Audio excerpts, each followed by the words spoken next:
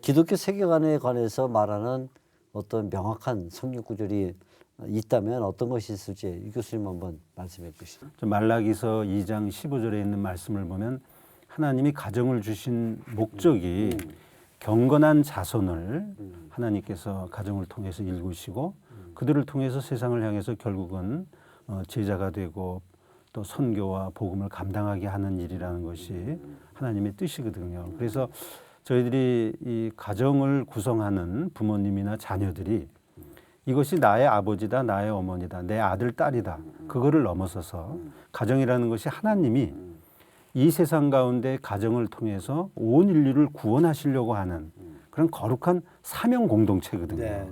그래서 이 세계관의 가치관이 학생들로 하여금 그저 지식 위주로 공부하게 하고 또 졸업하고 나가면 더 많은 돈을 버는 직장에 또 몰두하게 하고 그다음에 이 미디어를 통해서는 쾌락을 누리려고 하는 그런 것으로 끊임없이 이제 황폐하게 되는데 저는 무엇보다도 이 어려운 시절에 기독교 가정, 특히 하나님이 경건한 자손을 기독교 가정을 통해서 일구시고 그 가정을 들어서 온 만인의 축복의 통로가 되게 하신다는 이 사명을 부모님과 자녀들이 같이 더불어 공감하고 그 사명을 하나님 앞에 감사하는 이런 사명자 사역자로 나아가는 것, 그것이 참 중요한 시절이 아닌가 그렇게 생각합니다.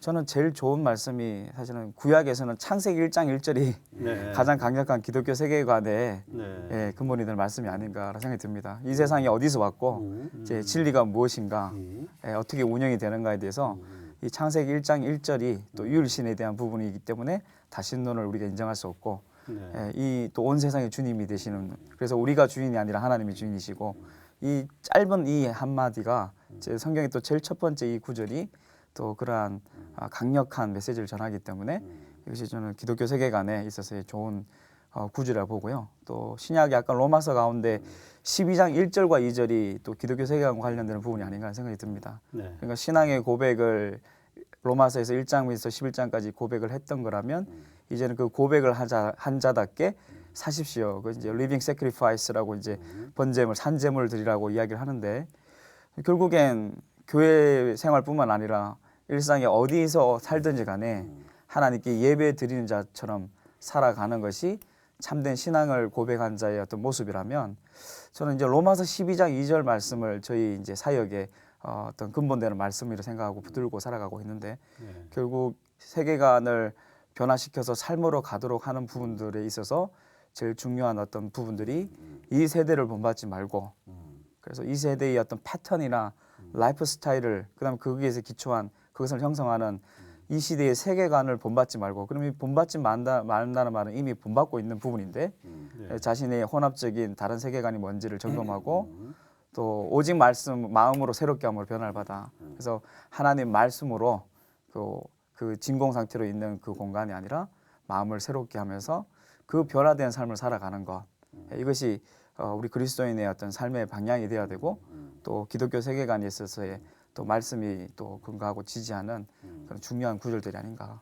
이런 생각이 듭니다. 조금 전에 우리 유 교수님이 이제 창세기 말씀하시면서 아브라함과 롯의 그 관계를 말씀해 주셨고 또 우리 유 대표님은 이제 로마서 어떻게 또 강조해서 말씀해 주셨는데 사실 이 성경에서 어느 한 구절뿐 아니라 뭐 성경 전체가 사실 그렇습니다. 세계관을 잘 보여주고 있는데 그 기독교 세계관에서 중요한 것은 결국 선택의 문제 아닌가 그런 생각이 들어요. 아브라함이 롯이 각각 자기의 그 거주지를 선택하게 될 때 이제 도대체 그 어떤 선택을 했느냐.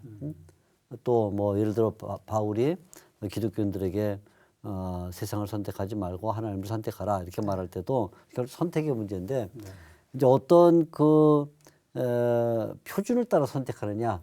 아브라함은 아까 우리 교수님 말씀대로면 말씀을 따라 선택했고 롯은 그냥 아브라함이 간 대로 선택을 했다고 얘기하셨는데 참 좋은 지적이신데 결국 우리에게 늘 선택의 문제가 있죠. 뭐 미디어를 또 역시 말씀하시면서 뭔가 선택을 해야 될 때 그 뒤에 작동하고 있는 그 어떤 의지 또는 뭐 표준 그게 뭐냐에 따라서 좋은 선택이 될 수도 있고 나쁜 선택이 되기도 하고 기독교적인 선택이냐 아니냐 이것이 이제 판가름 될 것 같은데 아마 그런 점에서 성경은 뭐 창세기부터 요한계시록까지 계속 다 우리에게 큰 세계관의 문제를 다루고 있지 않나. 저 짧은 생각으로는 뭐 하나님의 깊으신 뜻을 제가 다 알 수는 없습니다만은 결국 하나님이 우리 인간을 향하신 가장 좋은 선택은 하나님의 구원이거든요. 그렇죠. 그럼 저희들도 이 세상에서 자녀들뿐만이 아니라 사회생활을 할 때 이것이 옳은지 저것이 옳은지 할 때 하나님이 나를 향하신 구원의 계획과 좀 더 가까운 것이 무엇일까? 그렇죠. 네. 그것이 저는 제일 중요하다고 생각하거든요. 두 번째는 넓은 길과 좁은 길인데요. 자녀들에게 세상 사람들이 다 좋아하고 따르는 넓은 길이 아니라 좁아도 힘들어도 그렇죠. 거기에 하나님의 뜻이 있다면 그 길을 가도록 그러면은 그 기독교 세계관이 그렇죠. 결국은 세상을 바꿔나가고 그렇죠. 남들이 안 가는 길을 우리는 개척해 나가야 되잖아요. 그렇죠. 예, 그것이 신앙의 또 한쪽의 기준이 될 수 있지 않을까 그렇게 생각합니다. 결국은 이제 나한테 아무리 좋아도 네. 나한테 아무리 좋아도 그것이 하나님이 보실 때 좋지 않으면 그건 그럼요. 아닌 거고 아닙니다. 내가 아무리 좋지 않아 보여도 하나님이 그걸 좋게 생각하면 그게 이제 맞는 좁은 길로 길이겠죠. 가야죠. 결국은 표준은 나에게 있는 게 아니라 이제 하나님에게 있다 하는 중심이다. 처음에 유 교수님께서 삼일체 하나님에게 표준을 두고 거기에 내가 따라간다면 그것은 이제 기독교 세계관이 되는 것이고 또 내가 표준이 돼서 그것이 터득됐든지 학습됐든지 내가 중심이 된 가운데 가면 그건 이제 일반 철학이 되는 것이니까 결국 아마 기독교 세계관이라는 것은 중심점을 어디에 두느냐에 결론이 날 것 같아요. 나에게 중심점을 두고 있으면 여전히 그냥 세속인으로 사는 것이고 하나님에게 중심점을 두고 내가 양보된다면 좋든지 나쁘든지 양보된다면 그것이 이제 기독교 세계관이 정립된 것이 아닌가 이런 생각을 가지게 됩니다. 그러면 우리가 이제 기독교 세계관에 대해서 성경 전체가 말하고 있다. 뭐 그중에 이제 대표적으로 뭐 말라기 2장 15절 또 로마서 12장 1, 2절 뭐 좀 말씀해 주셨는데 우리 교수님 생각하실 때 기독교 세계관을 갖기 위해서 네. 어떤 뭐 필수적인 요소들 아니면 뭐 학습돼야 될 것이 있을까요? 네. 아까도 말씀드렸습니다마는 제일 중요한 것은 성경이 우리에게 기준이 되는 것이죠. 그리고 이 성경을 이해하도록 성령님께서 우리에게 깨달음을 주실 것이고 그래서 어려서부터 세상의 많은 가치관을 추구하는 지식이 중요하지 않은 것은 아닙니다만 특별히 우리 자녀들이 성경을 많이 읽을 수 있도록 그래서 성경을 통해서 하나님을 만나고 자기가 어떤 고민이나 또 위기에 빠졌을 때 그럼 하나님은 나에게 무슨 뜻을 가지고 계실까? 그래서 하나님을 바라볼 수 있도록 그래서 성경과 늘 기도함으로써 이것이 부모님이 이제 성경 읽어 기도해 그것이 아니라 그러려면 부모님도 같이 성경 읽고 기도하는 모습이 자녀들에게 나타나야 되겠죠. 그것이 우리 가정에서 실천할 수 있는 가장 중요한 것이 아닌가 그렇게 생각합니다. 예, 저 언젠가 우리 이 성경이 답이다 프로그램에서 제가 가정 예배를 굉장히 강조를 한 적이 있었어요. 그런데 이제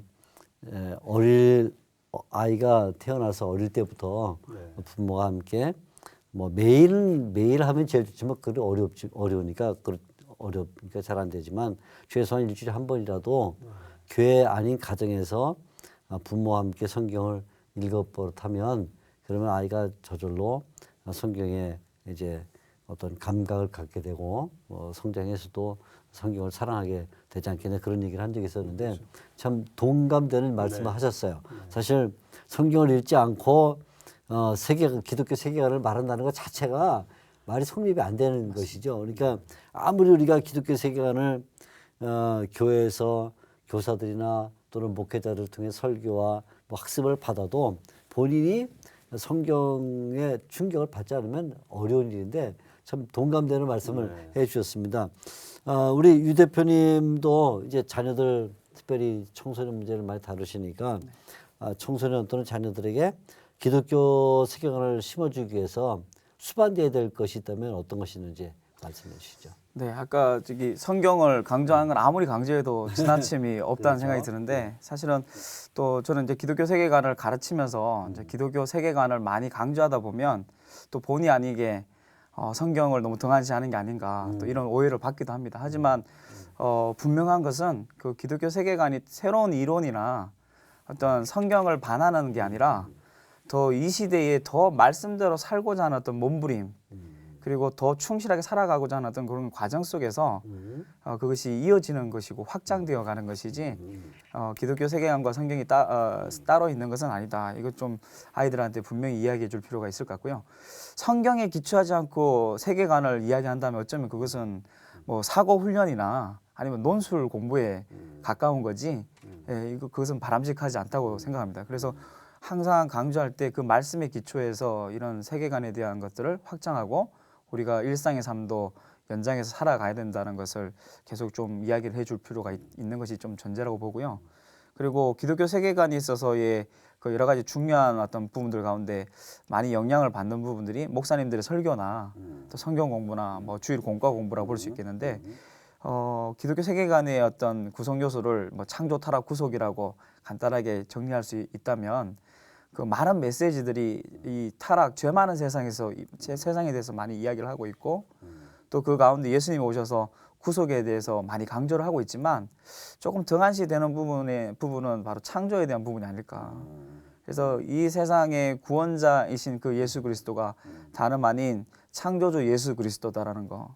그래서 창조주이시기 때문에 나의 주 나의 하나님으로 끝나는 것이 아니고 온 세상의 주님으로 우리가 그분을 모셔야 된다는 것을 우리가 강조하고 그리고 또 창조주이시기 때문에 교회뿐만 아니라 개인의 신앙생활뿐만 아니라 일상에서도 사회에서도 전 세계 가운데도 또 생태계 가운데도 그 하나님의 말씀은 변함없고 영향을 줘야 된다는 그래서 그 창조에 대한 부분이 좀 더 강조되는 메시지와 또 성경 공부와 이런 교육들이 좀 많이 일어나야 되지 않을까 이런 생각이 들고요. 또 하나는 아이들에게 기독교 세계관을 이제 교육을 잘 앞으로 활성화되기를 저는 간절히 바라는 사람인데 그러기 위해서는 우리가 아까 이야기했던 것처럼 부모나 기성세대가 이 세계관적으로 다시 정립되지 않으면 그것은 거의 쉽지 않겠다라는 생각이 들고 그런 차원에서 부모 세대가 먼저 아이들을 정말 기독교 세계관으로 가르치려면 어떤 학원 보내듯이 어떤 프로그램처럼 여기는 게 아니고 정말 본질적인 근본적인 변화 그리고 기독교 세계관에 대한 어떤 우선순위 가치 공감대가 있어야 되는 것이 전제 조건이라고 보고요. 근데 주변에 이제 그런 동기부여가 돼서 기독교적으로 우리 아이들 한번 가르쳐 보겠다 이런 분들이 이제 조금씩 이제 생기고 있긴 한데 이제 좀 현실적으로 좀 더 준비돼야 할 부분은 아이들을 그러면 성경을 가르치는 교재들은 참 상대적으로 많은데 성경을 가지고 삶을 어떻게 가르치고 또 조명할 것인가에 대한 소위 말해서 교육 콘텐츠가 거의 전무한 상태에 있습니다. 그래서 이 아이들에게 기독교 세계관을 심어주기 위해서 제일 중요한 것은 부모의 공감대에서 시작해서 실질적으로 기독교 세계관 교육 콘텐츠들이 앞으로 계속 개발돼야 되고 또 그것을 잘 이해해서 딜리버리 할 수 있는 가르칠 수 있는 또 삶으로 보여줄 수 있는 그런 교사들을 준비하는 거 한마디로 교재와 교사들을 준비하는 것이 앞으로 정말 기독교 세계관을 심어줄 수 있는 가장 중요한 전제 조건이 아닐까 이런 생각이 듭니다. 네, 감사합니다. 기독교 세계관을 이제 심어주는 이 작업이 참 중요한데 그 첫 번째 장은 아마도 가정이 아닐까 그런 생각을 갖습니다. 우리 유경생 대표님 보실 때 가정에서 부모님들이 자녀에게 기독교 세계관을 심어주기 위해서 어떤 노력을 해야 될 것 같습니까? 이게 항상 그 부모들은 자식들을 이제 가르치고 또 전달해야 된다고 생각하는 것이 일반적인 좀 생각이라면 이것이 세계관의 문제가 그 출발이 부모로부터 시작되는 거라면 먼저 자식들보다도 부모들 자신의 어떤 세계관을 먼저 점검하고 또 하나님의 말씀에 가까이 갈 수 있도록 변화되는 어떤 그런 노력들이 필요하지 않겠나 생각이 들고요. 또 하나 말씀을 드리고 싶은 부분은 결국 우선순위에 대한 결단이 좀 필요하지 않겠나 생각이 듭니다. 우리나라는 특히 입시 사교육의 어떤 현실 속에서 이것이 굉장히 강력한 어떤 우선순위에 제일 1순위가 되고 있는 현실에서는 사실은 이런 신앙 교육을 한다는 것은 하나의 옵션, 하나의 어떤 선택일 수밖에 없는데 사실은 그것이 바뀌어야 된다고 저는 보고요. 그래서 신앙이 우선순위 되는 교육, 입시 사교육보다 더 중요하게 되는 그런 교육이 회복되는데 그 선택은 결국 부모들에게 달려 있지 않겠는가. 그리고 부모들이 그 하나님 주시는 그 부모의 사명을 좀 더 확립하면서 이런 우선순위 가운데서 이제는 학원에 공부는 학원과 학교에 또 신앙은 교회에 이렇게 위탁하는 정도의 부모의 역할이 아니라 바로 신앙과 공부와 이 자녀 양육의 모든 것들을 책임지고 주도하는 것은 이제 부모가 돼야 되지 않겠는가. 네. 예, 그리고 우선순위와 어떤 부모의 사명들에 대한 결단이 분명히 있어야지만이 이 교육이 온전히 이루어지지 않겠나라는 생각이 듭니다. 네, 네. 부모가 변화해야 된다. 참 공감하는 말씀입니다. 우리 유 교수님은 그러면 이렇게 부모가 가정에서 자녀들에게 기독교 세계관을 심어주려고 할 때 어떤 훈련을 또는 뭐 훈련이라는 말이 좀 그러면 어떻게 지도를 해야 될까요, 자녀들을? 네, 지금 유 대표님도 잘 말씀하셨듯이 좀 외람된 표현이긴 합니다만 어느 제가 세미나에 갔다가 이렇게 자녀 교육에 고민을 하는 한 부모님이 그런 표현을 하시더라고요. 한국 사회에서 아이들을 성장시키려면 남자아이들은 미친놈처럼 여자아이들은 싸가지 없게 키워야 된다. 이것은 그만큼 그 경쟁과 치열함을 대변해주는 표현이거든요. 근데 우리 기독교 세계관을 강조하는 부모님이라 할지라도 정작 고민은 이런 신앙의 가치를 중심으로 키울 때 나중에 애가 성장하면서 사회에서의 경쟁력이 떨어지면 어떡하는가. 네. 이런 사실 이중적인 고민이 있거든요. 그렇죠. 예. 그래서 그런 의미에서 성경의 세계관에서 말씀하시는 것처럼 하나님을 찾는 자는 반드시 하나님이 우리를 향하신 분명한 목적과 그다음에 상을 주신다는 것이죠. 그것은 세상적인 보상이 아니라 그래서 흔들리지 않는 믿음을 가지고 세상의 가치관이 어떻게 되든지 나는 성경에 있는 이 하나님의 뜻대로 내 자녀들을 키운다고 할 때 그리고 그것을 가장 자기에게 소중하다라는 흔들리지 않는 믿음을 부모님이 가지게 되면 자녀들도 저것이 답이겠구나 하는 그것이 가정에서부터 이루어진다고 생각하고요. 특히 이제 청소년들이 이제 그 미디어의 영향을 많이 받는데 저희들이 하나님의 뜻을 알고자 때때로 금식하는 것처럼 이런 미디어 금식, 뭐 스마트폰 금식, 뭐 월드컵에 열광하면 또 월드컵도 금식해보고 그래서 그렇게 하면서 다만 그것은 세상의 가치를 전혀 무로 돌리려는 것이 아니라 어떤 상황 속에서도 하나님을 먼저 중심되게 하는 그러한 소소한 훈련들이 이어지면 청소년들에게 그것이 이렇게 덕으로 키워줄 수 있는 좋은 기회가 되지 않을까 생각합니다. 사실 그런 것 같아요. 어린 시절부터 아이들이 절제되지 않고 그냥 필요한 만큼 부모들이 채워주기만 하는 이런 일을 할 때 뭐 그냥 쉽게 말하면 아이들이 때를 쓰면 그냥 채워주는 이런 식으로만 하게 되면 어떤 절제라는 것은 없고 또 절제하지 않으면 당연히 가치관은 생기지 않고 가치관이 없으면 세계관은 생기지 않는 것이니까 그렇습니다.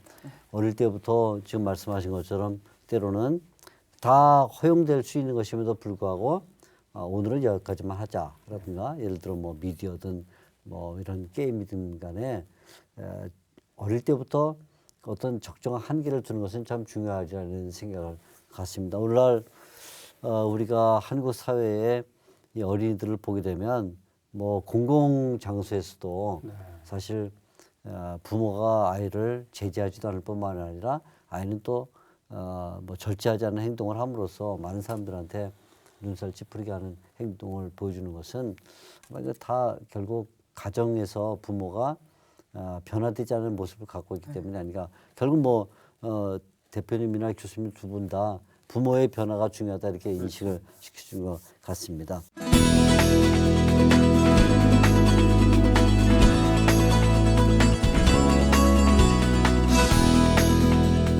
자, 그럼 우리가 얘기를 좀 바꿔서 뭐 가정 얘기를 많이 했는데 교회에서는 그러면 어떻게 해야 될 것인지 교회에서 어떤 신앙적 가치관 또는 세계관을 갖게 하려면 뭔가 교회도 어떤 변화가 있어야 될 것 같은데 우리 유 교수님 생각하실 때 어떻습니까? 한 예로 이제 담배 중독이 된 분이 한국 사회에서 담배를 안 핀다 힘들거든요. 그런데 이제 예를 들어서 이제 서울에서 부산까지 기차를 타고 가는데 넌 스모킹 존이 있으면 사회적인 공공 의식에 의해서 담배를 필 수가 없거든요. 그렇죠.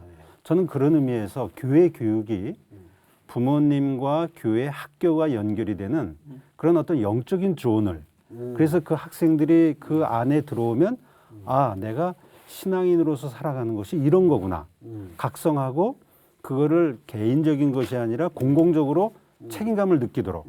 그래서 이 가정교육과 학교, 그다음에 교회, 특히 교회가 중심이 돼가지고 학생들이 영적으로 잘 성장할 수 있는 영적인 구역을 설정을 해서 그 안에서는 아주 태폐적이고 세속적이고 인간의 욕망만 키우는 그러한 요소들이 절제가 되고 들어오지 못하도록. 근데 교회 교육이 주일날 그 제한된 시간에 공과 교육이나 네. 짧은 그런 그 학습으로 끝나기에는 나머지 일주일 동안에 그 세속을 설명이 너무 견딜 크죠. 수가 없거든요. 그렇죠. 예. 그래서 교회가 좀 더 어떤 의미는 적극적으로 학생들을 중심으로 그 학생들이 돌아다니는 학원까지 연결해서 영적인 구역을 설정해서 교사분들이 목사님과 더불어 그거를 늘 워치하고 그리고 그가 잘 성장할 수 있도록 이런 좀 더 책임감 있는 교회 교육이 필요한 시기라고 생각합니다.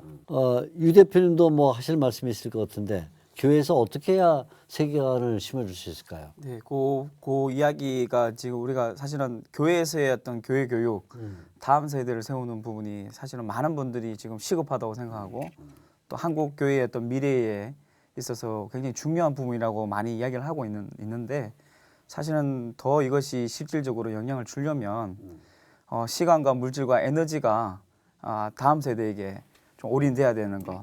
예, 그래서 어떤 여러 가지 교회의 방향이나 이런 것들이 다음 세대에게 많이 초점을 실질적으로 맞춰야 되지 않겠나. 그것이 근본적인 교회 교육의 어떤 변화들이 필요하다는 어떤 전제라고 볼 수 있겠고요. 제가 이제 은밀한 세계관이라는 그 책에서 한번 본 이 자료인데 그 20대 청년이 되어도 지금 아이들이 중고등학교 청년들이 교회를 많이 떠나고 저 다음 세대가 지금 많이 줄어들고 있는 상황 가운데 있는데 20대가 돼도 청년이 되어도 교회를 떠나지 않고 오히려 더 열심히 사역도 하고 또 세상에서도 영향을 주는 그런 그리스도인들이 어떤 공통점이 뭘까를 한번 찾아보고 이제 정리한 내용들이 있습니다. 예, 거기 나오는 세 가지 전제 조건이 있는데요. 하나는 아이들의 삶을 지속적으로 이끌어줄 수 있는 말씀대로 멘토가 있다는 거 하고 예, 두 번째는 그러한 동일한 가치관과 어떤 신앙을 가지고 공유하고 격려하고 위로해주고 함께 협력할 수 있는 공동체. 예, 그것은 뭐 또래 집단도 들어가고 네. 전 세대를 아우를 수 있는 공동체. 네. 그다음에 세 번째로는 신앙생활뿐만 아니라 신앙이 삶으로 이어지도록 하는 어떤 그런 기독교 세계관 교육. 예, 이 세 가지에 대한 전제 조건을 충족시킨 청년들이 결국 교회에 남고 또 세상 속에서 영향을 주는 그런 크리스찬들이더라. 이것을 이제 제가 본 적이 있는데 여기서 시사하는 바가 굉장히 크다고 생각합니다. 저는 멘토가 결국엔 실질적인 멘토가 가장 부모가 적합하지 않겠는가.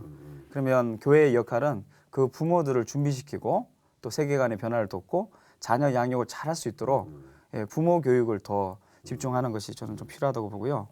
그리고 동료들이 잘 모여서 같이 더불어 함께 할 수 있는 어떤 공동체, 특히 이제 더 나아가서 교육 공동체로서의 역할들이 교회가 된다면 그것은 굉장히 중요한 장점이라 보고 마지막으로 사실은 지금 교회 교육이 제자 훈련이라는 이름으로 많이 되고 있는데 하나님을 만나고 하나님과 동행하는 신앙 훈련, 예, 그것은 많이 강조하고 있고 또 실제로 강조는 하지만 실질적으로 그 제자 훈련이 안 되는 곳도 많다고 저는 봅니다. 그렇다면 우리가 성경을 강조하듯이 가장 기본적인 신앙 훈련을 강조하는 것은 아무리 강조해도 지나침이 없다고 보고요. 근데 이제 문제는 제자 훈련이 거기서 머무는 게 저는 문제가 되지 않을까. 결국엔 제자 훈련 받아서 은혜 받아도 결국 삶은 따로 살 수밖에 없는 이제 그런 현실 속에서 아이들이 세상에서 부딪히는 어떤 가치관 문제, 예를 들면 동성애 문제라든지 진화론의 문제라든지 이것을 우리가 기독교인이 어떻게 바라볼 것인가 또 어떻게 살 것인가에 대해서 조명해주고 가이드해주는 그 교육 내용들을 교회가 그 교육 커리큘럼 가운데 그것을 포함시켜야 되지 않겠는가.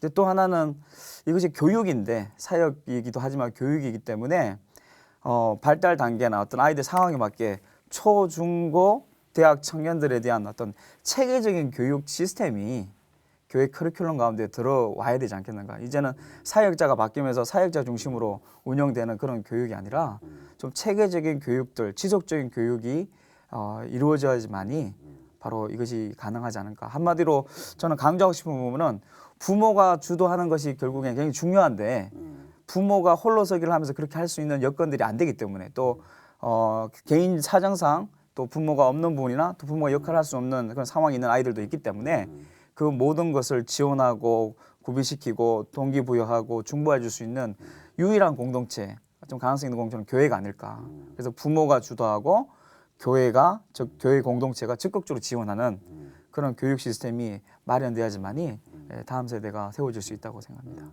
그래서 저도 이제 뭐 제 개인적인 경험도 그렇지만 특히 그 주위에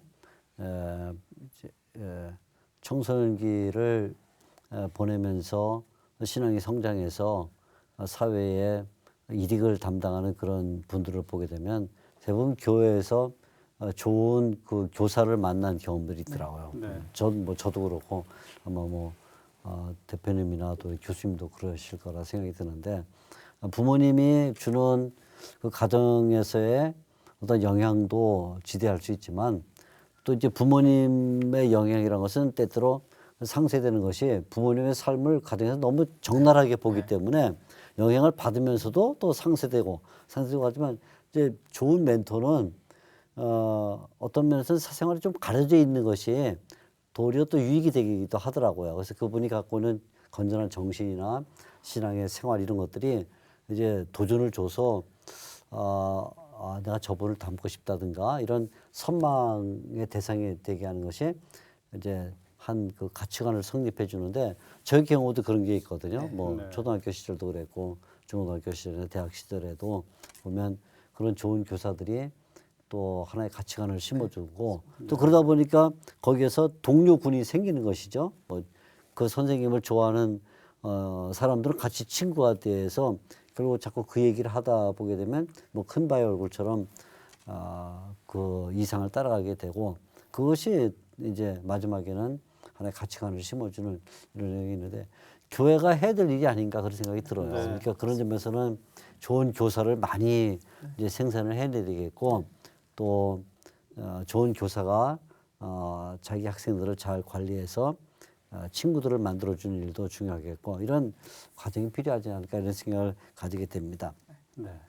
자 이제 가정도 그렇고 이제 교회도 그런데 그렇다면 아마 마지막으로 우리가 얘기할 것은 학교 아니면 사회에서도 어떤 가치관을 세워주는 것. 특별히 기독교 학교라면 더더욱이나 이제 기독교 세계관을 심어줘야 될 텐데 우리 유 교수님 생각하실 때는 이 사회에서 아니면 가정 그 학교에서 어떻게 이 우리 자녀들이 바른 세계관을 갖게 할 것인가? 어떻게 한번 조언을 주시겠습니까? 지금까지 말씀 나눈 대로 만약에 교회와 가정과 또 좋은 멘토와 공동체를 통해서 학생들이 이제 신앙 교육을 받으면 하나님이 분명히 하나님의 높은 비전을 세워주신다고 생각합니다. 그래서 마치 태양이 가장 높을 때 던지우는 그림자가 가장 작듯이 세상이 아무리 거칠고 힘들어도 하나님이 주신 그 높은 비전을 바라보면 이 땅을 바라볼 시간이 없거든요. 그래서 우리 학생들에게 자녀들에게 하나님의 그 비전을 계속 향해서 나아갈 수 있도록 그리고 이미 성경에 있는 말씀처럼 주님이 죽으시고 부활하심으로 이미 전쟁은 이긴 거거든요. 그렇죠, 다만 이제 개인적으로 싸우는 치열한 전투가 남았을 뿐인데 때때로 좀 밀리고 힘든다 하더라도 자포자기하지 말고 우리 주님이 대장 되시니까 끝까지 밀고 나가면 그 비전을 반드시 이루어 주시거든요. 그런 그 신앙이 같이 지속적으로 이루어지면 거친 세파에서도 잘 이기리라고 생각합니다. 우리 유 대표님도 우리 자녀들이 이제 계속 어떤 세계관을 가지고 미래를 설계해야 될 터인데 이에 대해서 조언을 주신다면 어떤 게 있을까요? 그 세계관의 정의와 역할 중에 그 생각대로 본다, 또 세계관은 꿈이다, 소명이다 이런 정의가 있는데요. 결국 어떤 세계관을 가냐에 따라서 꿈에 굉장히 영향을 준다고 봅니다. 예를 들면 이제 돈과 관련된 생각을 많이 한 사람들은 결국 그 꿈을 이야기를 들으면 돈과 관련된 꿈을 꾸는 것처럼 하나님 말씀에 관련된 어떤 세계관과 가치관을 가지면 결국 하나님 주신 꿈을 꾸는 가능성이 더 많지 않을까. 이제 그래서 이 창조 타락 구속이라는 뭐 이것이 간단한 어떤 세계관의 원리라고 한다면 이것을 잘 내면화해서 자신의 세계관을 가지게 된다면 거기서 자신을 향한 하나님의 어떤 부르심 내지 진로를 설계하는 데 있어서 중요한 기반을 마련할 수 있지 않겠는가. 예를 들면 창조주 하나님을 묵상하다 보면 자신이 누구이고 또 자신에게 어떤 재능을 주셨고 또 열정을 관심사를 주셨는지 알 수 있겠고 또 이 세상을 또 죄 많은 세상을 바라보면 결국 이것이 하나님이 가만히 계신 게 아니라 바로 우리 죄의 열매로 본다면 그것으로 인해 수많은 사람이 고통당하는 것을 본다면 거기서 특히 나에게 어떤 애통함, 마음의 아픔을 주셨는가 어떤 부분에 이제 이런 것을 찾아낸다면 또 그것이 부르심을 발견할 수 있는 신마리가 될 수 있을 것 같고요. 또 예수님의 제자로서 예수님의 구속사역, 다른 말은 회복사역의 동참을 우리가 하는 것이 우리 제자의 사명이라면 내가 어떤 부분을 회복하기를 원하는가, 이 죄 많은 세상, 깨어진 이 세상에서 어떤 일에 기여하기를 원하는가에 대한 열정, 이런 것들을 찾을 수 있다면 그것이 부르심을 발견할 수 있는 굉장히 중요한 실마리를 제공하는 굉장히 중요한 원리라고 보고요.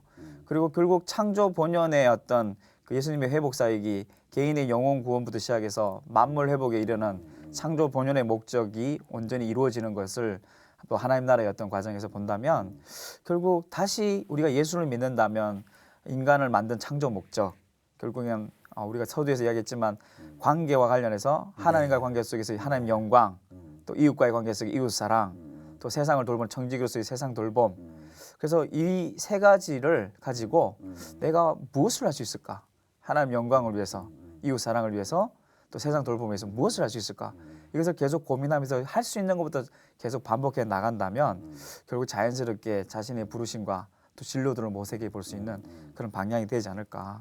그래서 세계관은 원론적일 수 있겠지만은 결국엔 구체적인 이 진로나 앞으로 인생 방향, 미래를 설계하는 데도 굉장히 중요한 지침을 제공한다고 봅니다. 네, 감사합니다. 예. 지금까지 우리가 많은 이야기를 했는데요. 마지막으로 우리 유경돈 교수님께서 부모님들에게 네. 이 기독교 세계관과 관련해서 하시고 싶은 말씀이 있다면 어떤 네, 뭐 저도 이제 두 자녀를 둔 아버지로서 아이들이 이제 주님의 뜻대로 살아간다 그러면서 많이 이제 흔들릴 때가 있거든요. 근데 중요한 것은 물체라는 것이 흔들리는 것과 움직이는 것 사이에는 큰 차이가 있습니다. 흔들리는 것은 방향이 없는 것이고 움직이는 것은 언뜻 볼 때 흔들리지만은 목적이 있는 것이거든요. 그래서 우리 자녀들이 때때로 여러 가지 그 사춘기니 그런 거를 겪으면서 흔들릴 때 당황하지 마시고 하나님이 계획해 주신 그 구원의 목적을 향해서 끊임없이 움직이고 있다라고 하는 그 분명한 확신을 가지고 계시면 하나님의 그 선하신 뜻이 자녀들을 통해서 민족과 세계 가운데 큰 인물들로 이끌어내 주실 줄 믿습니다. 네, 감사합니다. 우리 유경상 대표님도 자녀들에게 세계관 관련해서 마지막으로 하실 말씀이 있다면 저는 좀 구체적으로 그냥 하나의 그 실천 사항을 제안하고 싶은데 아침마다 이제 아이들이 학교를 등교하기 전에 이제 거울을 보고 이제 아침을 준비하고 또 여학생들 같은 경우는 수시로 거울을 보는데 자기를 바라보는 그 시선이 다른 사람이 나를 어떻게 바라보느냐 이게 굉장히 중요하고 민감한 것이 이제 사춘기라고 볼 수 있는데 다른 사람이 생각하는 나 그리고 자신이 생각하는 나 그리고 세상 문화가 생각하는 나의 자기의 정체성을 좀 정립하지 말고 하나님이 생각하는 나를 만드신 그분이 나를 어떻게 바라보시고 또 어떤 꿈을 갖고 계시는지에 대해서 하나님을 계속 묵상하고 만나다 보면 바로 자신의 어떤 진정한 모습을 발견할 수 있지 않겠는가. 그래서 꼭 힘들지만 하나님이 생각하는 자신을 좀 발견하는데 좀 노력하는 우리 청년들과 우리 청소년들이 되면 좋겠고요. 또 세계관은 보고 듣는 걸 통해서 영향을 받기 때문에 그냥 무작위로 보고 듣고 끝나는 것이 아니라 좀 보고 듣는 것을 선별하고 또 하나님 말씀과 또 기독교 세계관에 맞는 이제 그런 부분에 있어서 선별해서 자기가 좀 주체적으로 책임 있게 또 그렇게 생활해 나간다면 그것이 또 미래에 하나님께서 귀하게 쓰시는 하나님 나라 일꾼이 되지 않을까 그런 생각이 듭니다. 네, 감사합니다. 오늘 우리가 세계관, 특별히 기독교 세계관에서 많은 말씀을 나눴는데 시청자 여러분들께서 보시면서 여러 가지 생각을 하셨으리라고 믿습니다. 성경은 우리에게 세계관 관련해서 두 가지를 말씀해 주는 것 같습니다. 하나는 세상을 사랑하지 말아라. 한편 이렇게 말합니다. 왜냐하면 세상은 왜곡되고 또 부패하고 이런 많은 영적 문제를 가지고 있기 때문에 세상을 사랑하지 말라 하면서도 동시에 또 하나님은 세상을 사랑하신다 이렇게 말하는 일종의 모순과 같은 또는 마찰을 일으키는 것 같은 그런 내용들이 들어있습니다. 이것이 하나의 세계관을 우리에게 주는데 세계관이란 결국 이 죄 많고 왜곡된 세상에 동화되지 말라는 뜻이고 그러나 하나님의 마음을 가지고 세상을 변화시켜라 아마 이런 정의를 내릴 수 있을 것 같습니다. 이렇게 하려면 결국 중심의 이동이 매우 중요한데 자기에게 중심을 두지 말고 하나님에게 중심을 두는 것 이것이 결국 우리가 가져야 할 세계관의 가장 중요한 점이 아닐까 생각을 합니다. 하나님에게 중심을 두려면 어떻게 될 것이냐 다시 하나님의 말씀인 성경으로 늘 돌아가서 성경을 읽고 또 그 성경 가운데 나타난 하나님의 뜻을 찾아가는 것이라 정의를 내릴 수 있을 것 같습니다. 오늘 바쁘신 중에도 유경동 교수님 또 유경상 대표님 오셔서 귀한 말씀 들려주신 것 감사합니다. 오늘은 여름방학 특집으로 기독교 세계관에 대해서 먼저 이야기를 나눴습니다. 이제 마지막으로 우리 유경동 교수님께서 기도해 주심으로써 우리의 대담을 마치도록 하겠습니다. 주님 감사합니다. 우리 자녀들이 이 세상에 태어나서 세상으로부터 많은 답을 얻어가고 또 그 가치관의 혼란 속에 살아가고 있습니다. 이제 저희 부모님들 각성하여 우리 자녀들이 하나님의 말씀이 답임을 다시 깨닫고 우리 자녀들을 부모를 따르는 것이 아니라 하나님의 말씀을 따르는 그런 귀한 사역자들이 될 수 있도록 도우시고 인도하여 주시옵소서. 그러므로 우리 크리스찬 가정을 통하여 크리스찬 자녀들을 통하여 주님이 우리에게 맡겨주신 온 민족을 사랑하고 나아가 복음을 전하는 그러한 귀한 사명도 잘 감당할 수 있도록 무슨 일을 하든지 꼬리가 되지 아니하고 머리가 되며 만방의 축복의 근원이 될 수 있도록 도와주실 줄 믿고 감사드리며 예수님의 이름으로 기도드렸습니다. 아멘.